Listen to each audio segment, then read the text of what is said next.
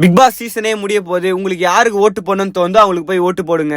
இன்னைக்கு வந்து 103வது நாள். நீங்க இத்தனை நாள் பிக் பாஸை ஃபாலோ பண்ணிருப்பீங்க, ஓட் போட்டிருப்பீங்க, உங்க ஃபேவரட் கண்டஸ்டன்ஸ்க்காக கமெண்ட் பண்ணிருப்பீங்க. இது எல்லாமே முடிய போது. நீங்க இத்தனை நாள் ஃபாலோ பண்ணி வந்ததுக்கு உங்களோட ஓட்டை மட்டும் போட்டுருங்க. அது யாரா வேணா இருக்கலாம். உங்களுக்கு பிடிச்ச கண்டஸ்டன்ஸ் வந்து ஜெயிக்கலாம், இல்ல ஜெயிக்காமலும் இருக்கலாம்.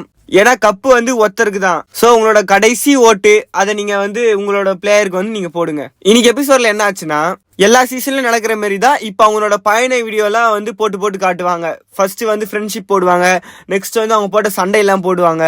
தர்ஷிகா வந்து பவித்ரா கிட்ட பேசிட்டு இருப்பாங்க. அப்பவே ஸ்ட்ராங்கா நோன்ற மாதிரி சொல்ல வேண்டியது தானே. அவர் வந்து ஃபுல்லா ஓப் கொடுத்தாருன்ற மாதிரி சொல்லியிருப்பாங்க விஷாலை பத்தி. எல்லாருமே ஜாலியா இருக்காங்க, ஆனா என்னால ஜாலியா இருக்க முடியல. ஏன்னா எனக்கு திரும்ப அதுதான் மைண்ட்ல ஓடிட்டு இருக்கு. ஏன் இப்படி பண்ண அப்படின்ற மாதிரி சொல்லுவாங்க. அதுக்கப்புறம் சௌந்தர்யாவை வந்து பிக் பாஸ் வந்து ஆக்டிவிட்டி ஏரியா கூப்பிடுவாரு.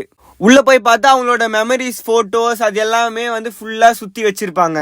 அதுக்கப்புறம் அவங்களோட பயண வீடியோ போடுவாங்க. இது வரைக்கும் அவங்க என்னென்னலாம் பண்ணாங்களோ அது எல்லாமே வந்து ஒரு வீடியோ பிளே பண்ணுவாங்க. எப்பவுமே பிக் பாஸ் தான் எல்லார்கிட்டையும் கேள்வி கேட்பாங்க. ஆனா வந்து பிக் பாஸே கேள்வி கேட்கறது ஒரே ஆள் சௌந்தர்யா தான்.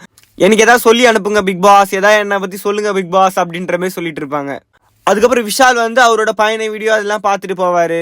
அதுக்கப்புறம் முத்து வருவாரு. முத்து வந்து ஒரு தரமான சம்பவம் பண்ணுவாரு. என்னன்னா, வீடியோ எல்லாம் பார்த்து முடிச்சதுக்கு அப்புறம் லாஸ்டா வந்து பிக் பாஸ் கிட்ட இவரு கேட்பாரு, நான் ஒன்னு கேட்கறேன், என்ன திட்ட மாட்டீங்களே பிக் பாஸ்ன்ற மாதிரி கேட்பாரு. ஃபர்ஸ்ட் நீங்க கேளுங்க, திட்டுறதும் திட்டாம இருக்கிறதும் அதுக்கப்புறம் பாத்துக்கலான்ற மாதிரி பிக் பாஸ் சொல்லுவாரு. என்ன கேட்பாருன்னா, பிக் பாஸ் எனக்காக நீங்க ஓட்டு போடுங்க பிக் பாஸ்ன்ற மாதிரி கேட்டிருப்பாரு. அதுக்கு பிக் பாஸ் செமையா ஒரு ரிப்ளை கொடுத்திருப்பாரு, நான் வேணா உங்க ஓட்டுல ஓட்டையை போட்டுட்டான்ற மாதிரி கேட்டிருப்பாரு. வேணாம் பிக் பாஸ் அப்படின்ற மாதிரி ஜாலியா பேசிட்டு போயிருப்பாரு. அதுக்கப்புறம் பவித்ரா வந்து அவங்களோட வீடியோ எல்லாம் பார்த்துருப்பாங்க. அதுக்கப்புறம் ரயான் வருவார். ரயான் வந்து திஸ் இஸ் ஃபார் யூ ஜாக்ன்ற மாதிரி சொல்லி பார்த்திருப்பாரு. லாஸ்டா வந்து ராணவுக்கும் பவித்ராவுக்கும் ஒரு சின்ன ஒரு கிளாஷ். ராணவ் பவித்ரா கிட்ட என்ன கேட்பாருன்னா, அவர் இந்த குட்டி குட்டியா லவ் கண்டென்ட் மாரிலாம் பவித்ரா கிட்ட பண்ணிட்டு இருப்பாருல, இதெல்லாம் உங்ககிட்ட நான் பர்மிஷன் வாங்கிட்டு தானே பண்ணேன், இல்ல உங்களுக்கு இரிட்டேட் ஆகிற மாதிரி இருந்துச்சா, இல்ல லிமிட்டை தாண்டுற மாதிரி இருந்துச்சான்ற மாதிரி எல்லாம் கேட்டிருப்பாரு. பவித்ரா இதுக்கு இல்லன்னு சொல்லியிருக்க மாட்டாங்க, ஆமானும் சொல்லியிருக்க மாட்டாங்க.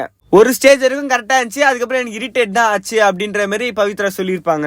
உண்மையை சொல்லணும்னா பவித்ராக்கு கண்டென்ட்டே இல்லாத டைம்ல ராணவ் தான் ஒரு பேர் மாதிரி கிரியேட் பண்ணி கொஞ்சம் ஆடியன்ஸ்க்கும் வந்து ரசிக்கிற மாதிரி வச்சாரு. நாளைக்கு சாட்டர்டே எபிசோட்ல என்ன ஆகுதுன்றது நாளைக்கு பார்க்கலாம்.